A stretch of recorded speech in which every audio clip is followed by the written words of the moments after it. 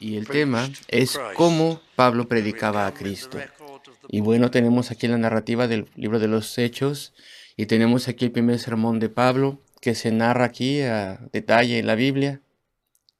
Y bueno, leímos ya al respecto de la primera parte de la misión en Chipre y leímos en el versículo 13 donde dice así: habiendo zarpado Pablo y sus compañeros arribaron a Perge de Panfilia, pero Juan apartándose de ellos. Y después el versículo 14, ellos pasando de Perge llegaron a Antioquía de Pisidia.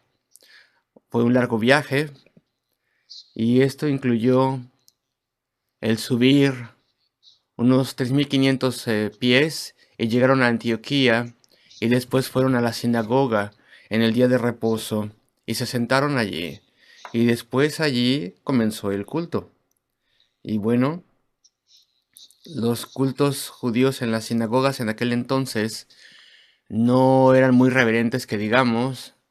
Más bien podía haber bastante conversación, las personas se saludaban. Tal vez una vez que la ley y los profetas se era leída, pues había conversaciones, había murmullos.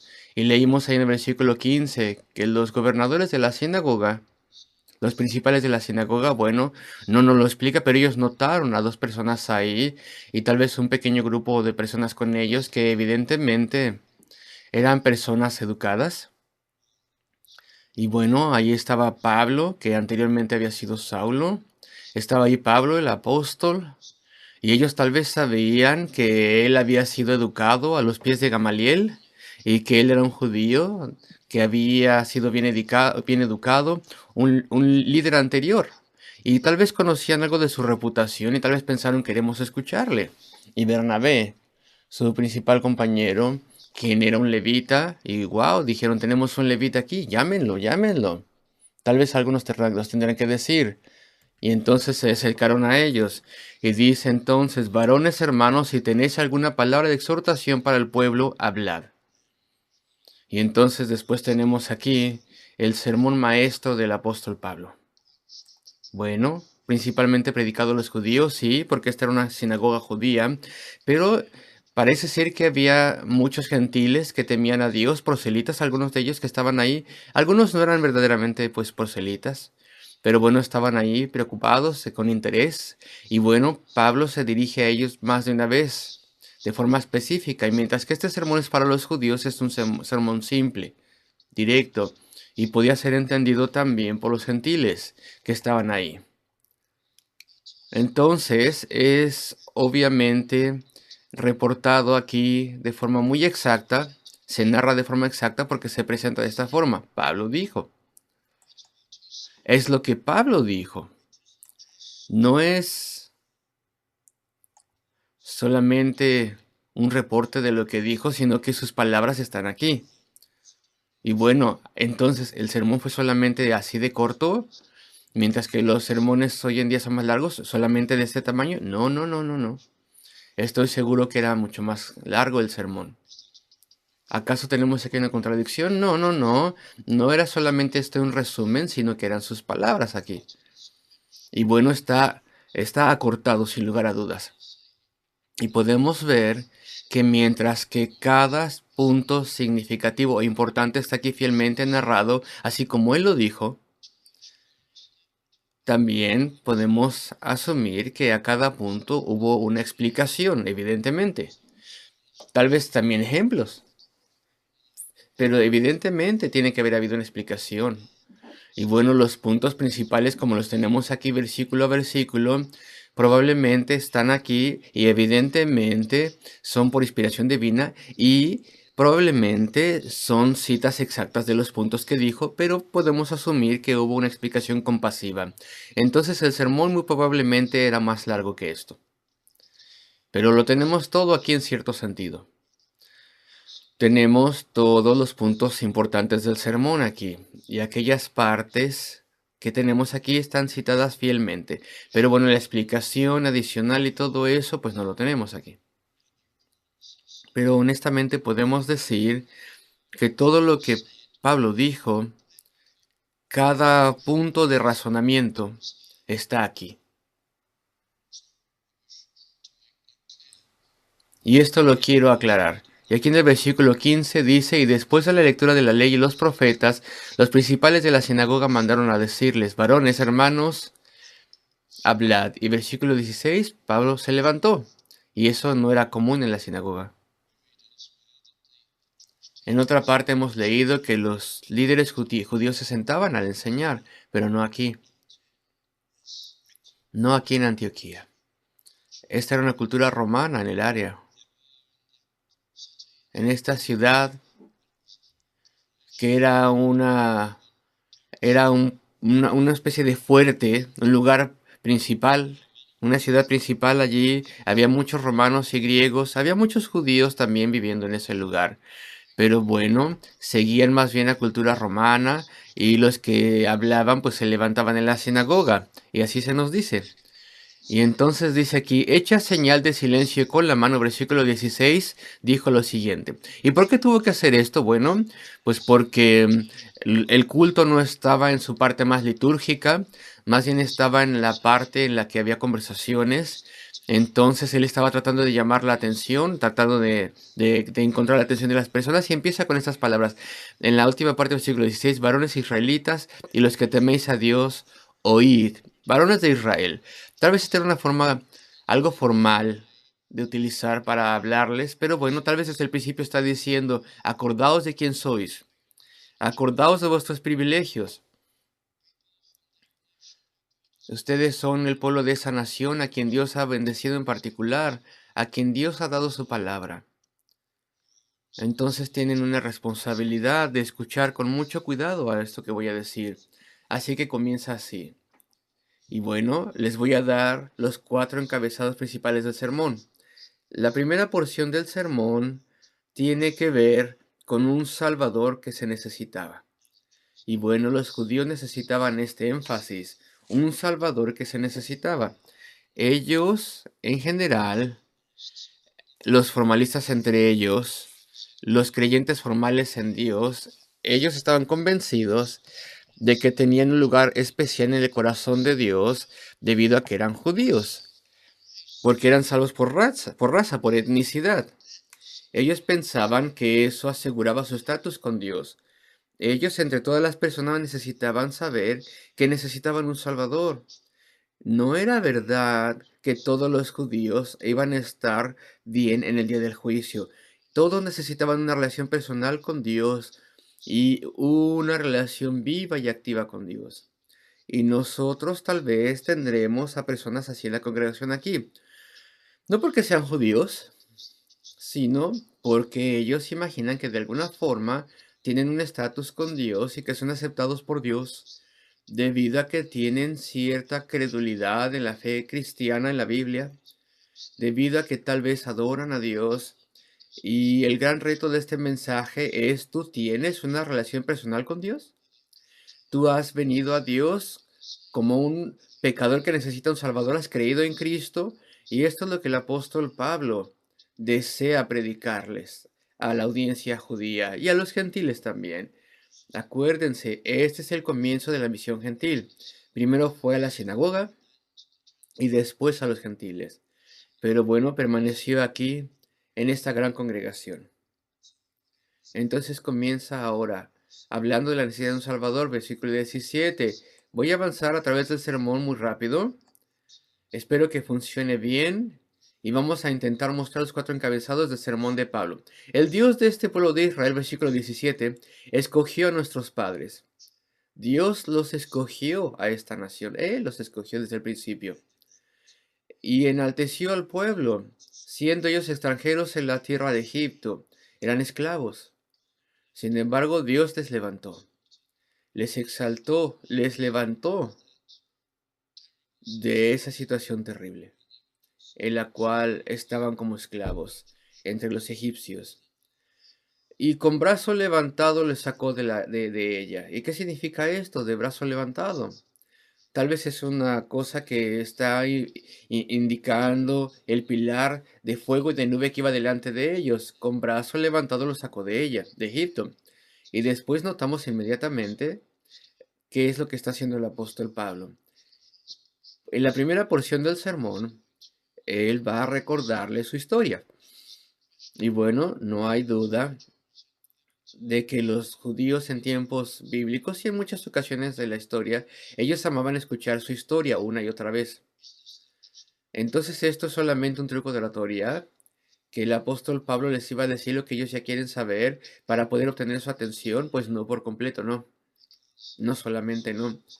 Porque este es exactamente el mismo mensaje que el apóstol Pedro utiliza después. Y también Esteban lo utilizó. Muchos de los escritores antiguos decían, este sermón de Pablo es casi modelado en el de Stephen. Tal vez esto es una exageración, pero tiene características muy similares. Y a los judíos les encantaba escuchar su historia. Pero bueno, la forma en que el apóstol Pablo utiliza la historia es para decirles que son una persona que siempre han dependido de la gracia de Dios. Ellos no se daban cuenta de esto. Ellos pensaban que eran especiales ante los ojos de Dios. Los gentiles no son nada, son una desgracia, son desagradables. Sin embargo, nosotros, los hijos de los hebreos, somos especiales ante los ojos de Dios. No, Pablo les iba a decir, a medida que explica la historia una vez más, que ellos amaban escuchar, ustedes siempre han sido un pueblo que depende de Dios, un pueblo con el que Dios ha lidiado por la gracia. Ustedes siempre han sido un pueblo a quien Dios les ha mostrado misericordia. Él lo ha hecho todo, no ustedes. Él lo ha hecho todo. Y Él está haciendo esto desde el principio. Pablo lo hace desde el principio. Y podemos ver cómo esto resuena en el versículo 17. No tengo mucho tiempo, ustedes lo pueden ver después. El Dios de este pueblo de Israel escogió a nuestros padres y enalteció al pueblo. Ustedes no eran nada. Ustedes estaban caídos. Estaban en desesperanza y clamando, buscando ayuda y alivio. Y Dios los levantó cuando estaban en la tierra de Egipto. Y con su brazo estirado y levantado y su poder y sus milagros, Él los sacó de ahí. Así que les está recordando, les está humillando, les está haciendo humildes a medida que les dice las cosas que ellos quieren escuchar. Versículo 18. Y por un tiempo como de 40 años los soportó en el desierto. O dice otra versión, los soportó en sus costumbres en el desierto. Y hay ciertas traducciones modernas que traducen de un texto alternativo que dice algo así como que soportó sus costumbres como alguien sostiene a un bebé que está cuidando. Sin embargo, la Reina Valera y la versión inglesa están en lo correcto cuando dice por 40 años lo soportó. Y la Reina Valera antigua dice, los soportó en sus costumbres en el desierto. Dios los tuvo que soportar. Incluso cuando los sacó de Egipto, Él tuvo que soportar su infidelidad, sus dudas, sus quejas, su comportamiento malo. A través de este caminar en el desierto, a pesar de los milagros, se quejaban. A pesar de las maravillas y el liderazgo de Moisés, se quejaban. Y a pesar del maná diario y las provisiones de Dios y el flujo de agua, ustedes se quejaban y todo esto hacían. Entonces, por un tiempo de 40 años los soportó en sus costumbres en el desierto. Es un sermón para humillarles, para hacerles humildes. Y comienza con esta necesidad del Salvador, con este tema. Versículo 19. Y habiendo destruido 7 naciones en la tierra de Canaán, y la historia está avanzando. Ahora ya están en la tierra prometida. Pero es Dios quien allanó el camino delante de ustedes, y vuestros enemigos y atacantes fueron quitados. No fueron vosotros los que lo hicisteis, dice Pablo, fue Dios quien lo hizo. Bueno, y por si acaso esto está demasiado resumido, acuérdense que probablemente después de cada uno de estos enunciados, que recuérdense que Pablo explicó y explicó. Nosotros solamente tenemos los puntos importantes y nosotros tenemos que hacer la explicación nosotros mismos. Y habiendo destruido 7 naciones en la tierra de Canaán, les dio en herencia su territorio. Versículo 20. Sigue avanzando la historia. Después, como por 450 años, les dio jueces, salvadores. ¿Por qué necesitaban salvadores? Bueno, pues porque tenían que saber que el periodo de la historia, que fue el periodo de los jueces, fue un tiempo terrible, cuando una y otra vez Israel cayó, desobedeciendo a Dios, y fueron oprimidos durante muchos años. oprimidos por sus enemigos y hubo tragedia, desesperanza, y eran un pueblo que no tenía esperanza. Y una y otra vez Dios iba a enviar un juez, un liberador, quien les liberaría de la opresión. Vean cómo este sermón es para hacerles humildes, habiéndoles dicho al respecto de su comportamiento en el desierto. Ahora estamos en el punto de la falla, que ellos no querían escuchar demasiado, y el hecho de que Dios les dio liberadores, salvadores, jueces. Aquí está el precedente, entonces, la necesidad de un salvador. Como por 450 años les dio jueces hasta el profeta Samuel, el primero de los profetas. Y versículo 21. Luego pidieron rey. Noten el énfasis. Ellos pidieron un rey para ser como las otras naciones. Y Dios les dio a Saúl, hijo de Cis, y él fue un desastre. Y desobedeció a Dios. Varón de la tribu de Benjamín por 40 años. No voy a quedarme en este punto porque es un enunciado difícil, pero me quedo aquí en el punto. Versículo 22.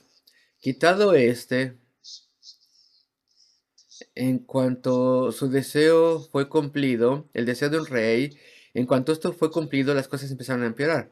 Hasta que Dios, versículo 22, levantó a David por rey. David fue levantado. Lo que implica este término aquí es maravilloso. Él sería diferente a Saúl. Dios ahora intervendría y les daría un rey digno de la nación.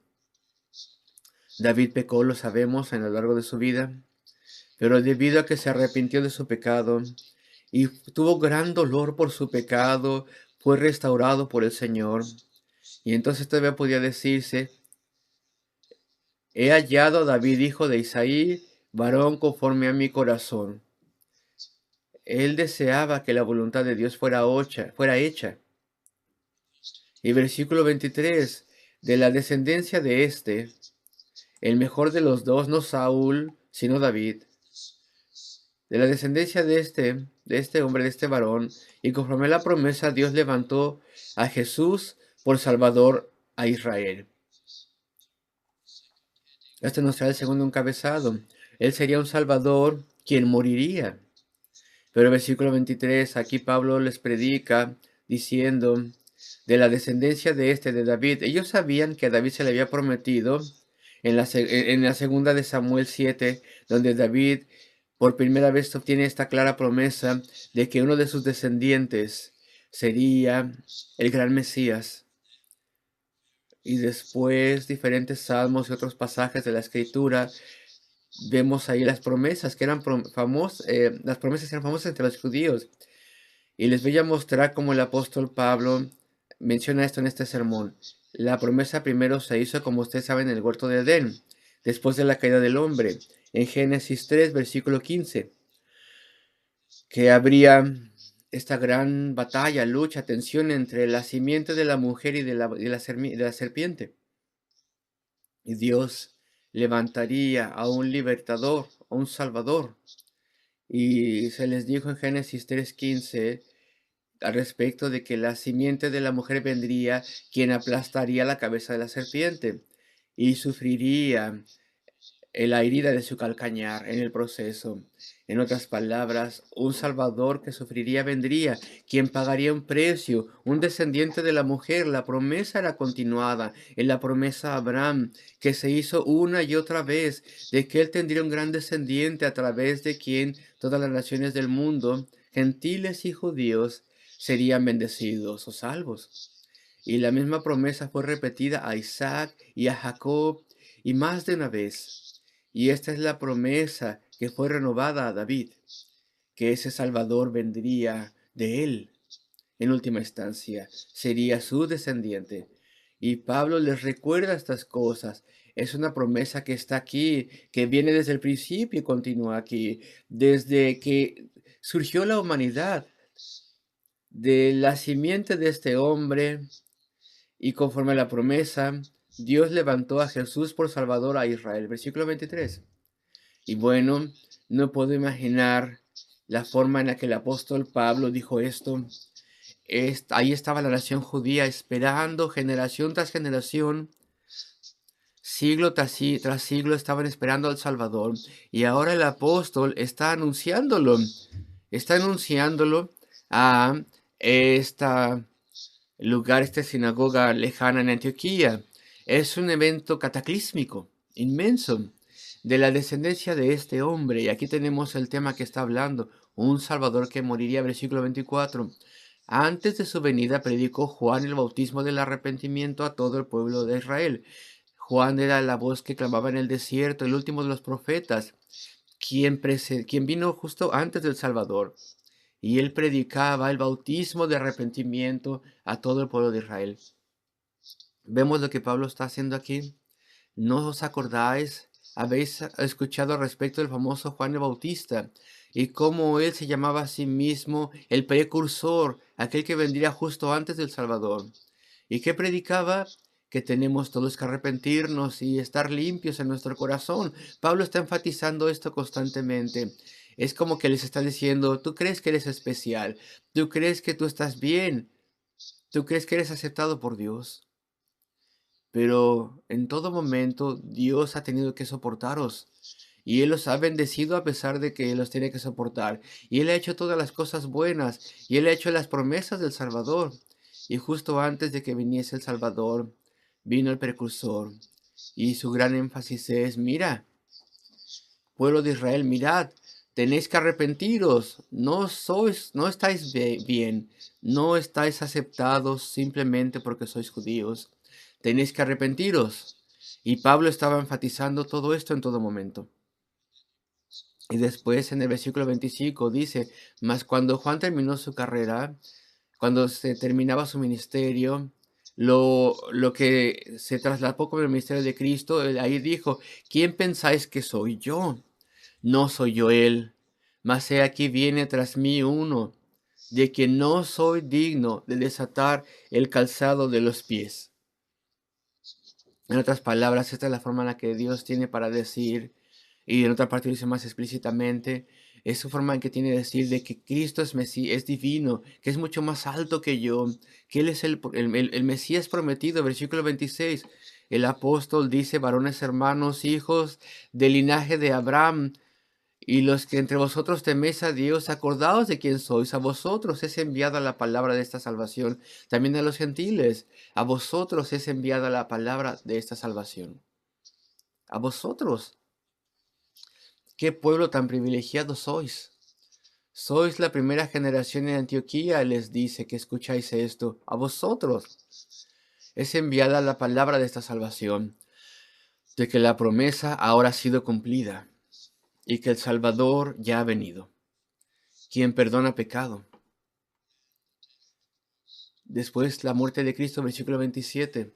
Porque los habitantes de Jerusalén y sus gobernantes, no solamente los gobernantes, los principales sacerdotes y escribas y fariseos, sino que también los habitantes fueron los que gritaban y clamaban pidiendo la muerte de Cristo. ¿Y por qué? Versículo 27. Porque no le conocieron. No conociendo a Jesús ni las palabras de los profetas que se leen todos los días de reposo, las cumplieron al condenarle. Y esto es un enunciado sorprendente. Estoy seguro que Pablo lo explicó un poco más. Los gobernadores y los habitantes en Jerusalén no le conocieron. Ellos no reconocieron a Cristo. A pesar de todos los milagros, a pesar de su enseñanza maravillosa, nadie habló como él hablaba. A pesar de su carácter, a pesar de su piedad y paciencia con ellos, a pesar de todos los claros indicios, a pesar de esto no le reconocieron, ni tampoco comprendieron las palabras de los profetas, que ellos calladamente y reverentemente escuchaban en sus sinagogas, que leían cada día las grandes promesas del Antiguo Testamento al respecto de un Mesías, Las palabras de Isaías, por ejemplo, desde su profecía, y en particular su profecía de la muerte redentora de Cristo en Isaías 53, ellos escucharon estas cosas y ellos no podían verlo a pesar de que encajaban perfectamente con la vida de Cristo. Y todavía más sorprendente, ellos cumplieron esas profecías ellos mismos al condenarle y al rechazarle.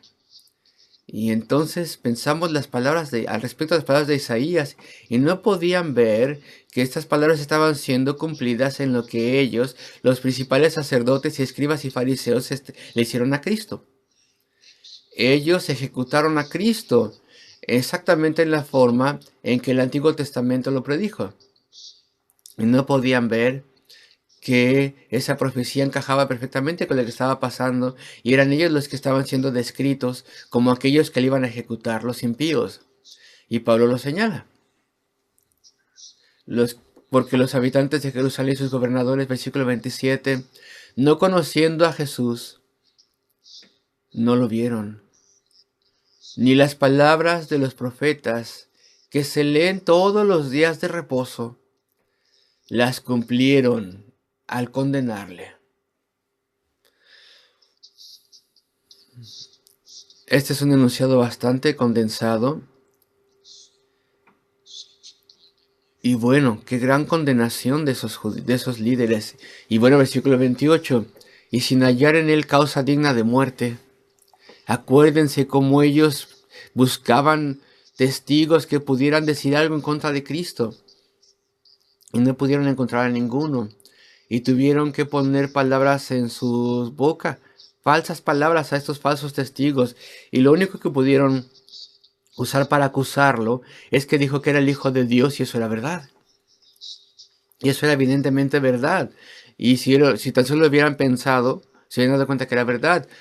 Debido a todo su poder milagroso y lo demás, queridos amigos, a pesar de que no encontraron en él causa digna de muerte. Aún así, Pilato deseó que fuese castigado. Pilato que deseó que se le matase. Y les dice Pilato, ustedes me lo han traído, ¿cuál es el cargo que hay en contra de él? Y lo único que podía responder es ejecútale, ejecútale. No podían acusarle de nada ante Pilato. Y fue simplemente la gritería y las amenazas lo que prevaleció. Y él fue puesto a muerte, el Hijo de Dios. Versículo 29. Y habiendo cumplido todas las cosas que de él estaban escritas, quitándolo del madero, lo pusieron en el sepulcro. Cualquiera que fuera colgado en un madero, de acuerdo a las palabras de Moisés en Deuteronomio, eso era una forma de aplicar una maldición sobre esa persona, una forma de excomunicar a esa persona del rebaño de la iglesia judía. Y él fue crucificado de la forma romana en un madero. Fue maldito, ya no era hombre. Lo pusieron allí en el sepulcro. Esto nos da un pequeño problema, porque la persona que le puso en un sepulcro fue José de Arimatea, quien era un buen hombre, quien era un creyente que creía en Cristo. Y él fue ayudado por Nicodemo, que ahora ya era un creyente también en Cristo. Claro, sí, pero ambos eran miembros del concilio judío, así que es verdad si decimos que el concilio judío le puso a muerte. Le pusieron a que dos de sus miembros lo hicieran con compasión, pero fue el concilio judío que le puso a muerte. Y por eso le pusieron en un sepulcro. El versículo 30, una vez más, el gran enunciado, el gran contraste. Y esto nos trae el tercer encabezado. Cristo se levantó de los muertos, un Salvador resucitado. Mas Dios le levantó de los muertos. Ellos le pusieron en un sepulcro, pero Dios lo levantó de los muertos. Versículo 31. Otro versículo muy condensado que evidentemente Pablo explicó. Y él se apareció durante muchos días. Bueno, el Señor resucitado fue visto durante unos 40 años. El apóstol no nos da aquí el número exacto, pero dice muchos días, durante muchos días a los que habían subido juntamente con él de Galilea a Jerusalén. ¿Y por qué en particular menciona esto? Porque aquí podemos ver que estos son sus discípulos y los que le seguían de Galilea, quienes le conocían mejor que nadie. Ellos no eran extraños en Jerusalén, así que ellos no podían haber sido confundidos pensando que él era el Señor resucitado. Y podríamos pensar que si era alguien que vivía en Jerusalén, los que vieron la resurrección de Cristo, pues ellos no le conocían muy bien, alguien podría decir. Sin embargo, fueron las personas que le habían ayudado y que habían estado con él y le habían seguido, y le habían seguido en su ministerio durante 3 años anteriores desde el Galilea. Fueron ellos las personas que testificaron la resurrección, las personas que no se iban a equivocar si le veían. Y ellos fueron sus testigos de la resurrección, y en un momento dado hubo 500, y de hecho más, y gente de gran importancia que se menciona en la Biblia. Y entonces versículo 32. Y nosotros también nos anunciamos el evangelio de aquella promesa hecha a nuestros padres. Primero que nada en el huerto del Edén, después a Abraham, a Isaac y a Jacob, y después a David y a otros también. Esa gran promesa de un Salvador que vendría, versículo 33. Esta promesa Dios la cumplió a los hijos de ellos, a nosotros, resucitando a Jesús. Como está escrito también en el segundo Salmo.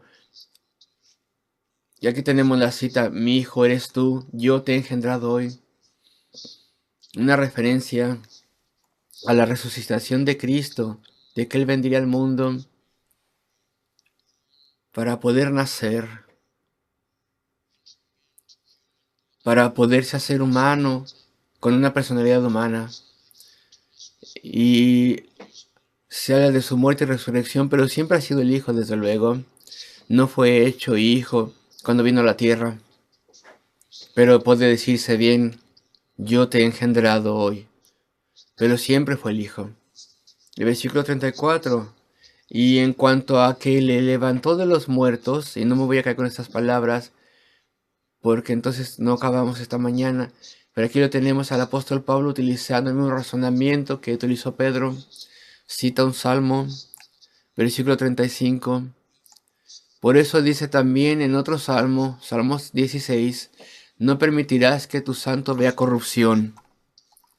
David no estaba hablando de sí mismo, dice Pablo. Estaba hablando respecto de Cristo. Y cómo Él sería levantado de los muertos y su cuerpo jamás se descompondría en una tumba, porque Él sería el Señor resucitado y viviría para siempre. Versículo 36. Aquí tenemos el razonamiento, porque a la verdad David, habiendo servido a su propia generación según la voluntad de Dios, durmió y fue reunido con sus padres y vio corrupción. Y después el gran anuncio, ya se ha hecho, pero ahora de forma más enfática que nunca. Versículo 38. Sabed pues esto, varones hermanos, que por medio de él se os anuncia perdón de pecados. Ellos esperaron generaciones para esto. Ellos sabían que los sacrificios en el templo no quitaban el pecado de verdad. Todos los judíos sabían que los sacrificios eran símbolos solamente del hecho de que Dios encontraría una forma en la cual quitaría el pecado, y que esto estaba atado con el Mesías venidero, a través de quien todas las personas del mundo serían bendecidas. ¿Cuándo vendría? ¿Cuándo y cómo lo haría?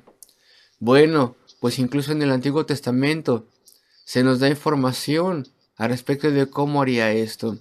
Este capítulo 53, famosísimo de Isaías, que describe la muerte del Mesías, la muerte redentora por el pecado. Entonces ahora, versículo 38, sabed pues esto, tenéis que entender esto, dice Pablo, que por medio de él, de este hombre, quien es Dios, quien se hizo hombre, quien fue levantado de los muertos, por medio de este hombre, se os anuncia a vosotros el perdón de pecados. Un Salvador perdonador, versículo 39. Estamos apurándonos a través del sermón de Pablo y ven estas palabras. Tenemos certeza de que les explicaba estos enunciados maravillosos y que de todo aquello de que por la ley de Moisés no pudiste ser justificados en él, es justificado todo aquel que cree. A través de Cristo, todos los que creen son justificados. No solamente los judíos o todos los judíos, sino todos aquellos, todo aquel que cree. Muchas personas en esa congregación, en ese momento, tal vez ya estaban bastante descontentos. Este hombre nos está diciendo que nosotros no todos tenemos un estatus automático ante Dios y que no somos aceptados por Dios automáticamente. ¿Qué quiere decir este hombre? ¿Qué quiere decir este hombre cuando dice aquellos que creen? Aquellos que creen, ¿qué quiere decir con esto? Y por él, todos los que creen son justificados. Liberados, digamos, liberados. Liberados de todas las cosas, de todo pecado, de toda culpabilidad, de toda falla delante de Dios, de toda desobediencia, de todo crimen, de toda incredulidad, todo, de lo cual podemos ser liberados, liberados, de la condenación, de la cual no podíais ser justificados, liberados. Tener aceptación con Dios es lo que se les da. No podían tener aceptación por la ley de Moisés. La ley de Moisés tal vez la explicó, como él lo hace en la carta a los romanos. La ley de Moisés solamente te puede decir lo que está mal. No te puede dar el poder para hacer lo que es correcto. Puede señalar el camino, pero no lo puede hacer por ti. Solamente te puede decir lo que está mal, pero no puede lavar los crímenes y los pecados. Su gran carga y deuda del pecado. Puede decirte los estándares de Dios, pero no puede salvarte. Por él, todos los que creen son justificados de todas las cosas de las cuales no podían ser justificados por la ley de Moisés. Si estuviera leyendo esto directamente en el Nuevo Testamento del griego, lo tendría que cambiar. No serviría ya, no lo entenderíamos. Todas las cosas de las cuales no podéis ser justificados por la ley de Moisés, por él podéis ser justificado. Esa es la forma en que se dice ahí. Y es más poderoso, más fuerte así. Pero bueno, no sirve muy bien en español, en inglés. Tenemos que decirlo así como está aquí, la traducción. Eso es lo que Pablo les predicaba. Aquellos cuyos corazones fueron abiertos tendrían gran gozo. Puedo ser libremente perdonado, perdonada. Aquellos que pensaban que ya tenían aceptación con Dios, cuando no la tenían, se habrán molestado. Se habrán molestado bastante. Pero saben que Pablo les está diciendo, hijos de Israel, cuando estéis delante de Dios en el día del juicio, no podéis decir, yo guardé la ley. La ley te condena. Necesitas a Cristo, quien sufrió y murió para tomar el castigo de tu pecado. Y tienes que creer en Él.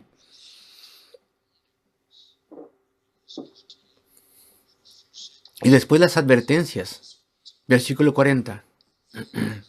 Mirad pues, que no venga sobre vosotros lo que está dicho en los profetas. Y entonces tenemos la cita. Mirad, oh menospreciadores, y asombraos y desapareced, porque yo hago una obra en vuestros días, obra que no creeréis si alguien os la contare.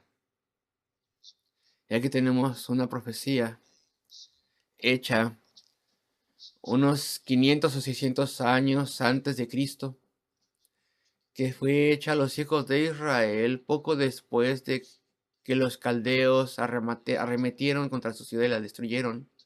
Y aquí tenemos esto. No caigáis en la misma trampa que ellos, dice el apóstol. No caigáis en la trampa de la incredulidad. Aquí lo tenemos, versículo 49. No se le dice a los judíos, sino que esto fue dicho cientos de años antes de Cristo. Y se los cita y apela a ellos a que no se hallen en la misma posición. Y la palabra del Señor se difundía en toda aquella provincia. Dice, ustedes que desprecian el versículo de antes donde estábamos. Escucharon el mensaje, les ha fascinado, pero una vez que lo escuchan, lo rechazan con horror y perecen. Eso es lo que pasa. Eso es lo que pasó antes de la invasión de los caldeos. No estáis en la misma posición. ¿Lo entendiste? Lo rechazaste. Versículo 41 y 42. Aquí tenemos un clamor a ellos. Y yo creo que el apóstol hizo esto de forma tierna. Estuvo diciendo su advertencia. Y cuando los judíos salieron de la sinagoga, los gentiles, entre ellos, los proselitas, los que adoraban entre los gentiles, le rogaron al apóstol Pablo que estas palabras se les predicase el siguiente día de reposo. Y despedida la congregación, muchos de los judíos y de los proselitas piadosos siguieron a Pablo y Bernabé. Tuvieron un resultado inmediato en ese sermón y fueron seguidos por una gran multitud, quienes al hablarles y escuchen estas palabras, les persuadieron que continuasen en la gracia de Dios. De esto había tratado el sermón. No es por raza, es más bien por gracia. No puedes ser salvo porque seas judío. Tienes que ser salvo por la gracia de Cristo, quien compra la salvación por ti, una salvación libre y gratuita, debido a que tú crees que Él murió en tu lugar y te arrepientes de tu pecado y vienes entonces a Cristo. Y entonces Pablo y Bernabé les persuadían de continuar en la gracia de Dios. Eso es el tema del sermón, la necesidad de la gracia. Ellos la habían aceptado y recibido, muchos de ellos. Y el siguiente día de reposo vino casi toda la ciudad. Bueno, evidentemente no hubieran cabido ahí, en la sinagoga. Ahora ya hay una gran multitud que se está juntando ahí afuera. Y cuando los judíos incrédulos, vieron la gran muchedumbre, estaban llenos de celos y envidia. El griego no tiene la palabra celos o envidia, tiene la palabra calor. Estaban llenos de pasión. La misma palabra griega que en otra palabra se traduce ahí en Hechos 5 como indignación. Es mejor que celos, o sea, es una mejor traducción. Estaban llenos de indignación. Están permitiendo que los que los gentiles entren aquí. Siempre hemos permitido que entren algunos en la sinagoga, pero vamos a ser sobrecogidos si entran todos. Estos horriblísimos gentiles. No podemos permitir esto. Va a arruinar nuestra sinagoga. Y entonces comenzaron a hablar en contra de Pablo y a contradecir todo lo que decía. E incluso blasfemaban. Es decir, hablaban en contra de este Jesús de Nazaret. ¿Quién es él? Y le maldecían. Y trajeron grandes problemas sobre ellos mismos. Y cierro con el versículo 46, donde dice así: entonces Pablo y Bernabé, hablando con denuedo, dijeron: a vosotros a la verdad era necesario que se os hablase primero la palabra de Dios, mas puesto que la desecháis y no os juzgáis dignos de la vida eterna, he aquí nos volvemos a los gentiles. Y así fue. Y vamos a seguir estudiando la semana que sigue. Pero el sermón es al respecto de un Salvador que era necesario. Después habló al respecto del Salvador que moriría, o que sí murió. Después tenía versículos al respecto de un Salvador resucitado. Y después, en última instancia, un Salvador perdonador.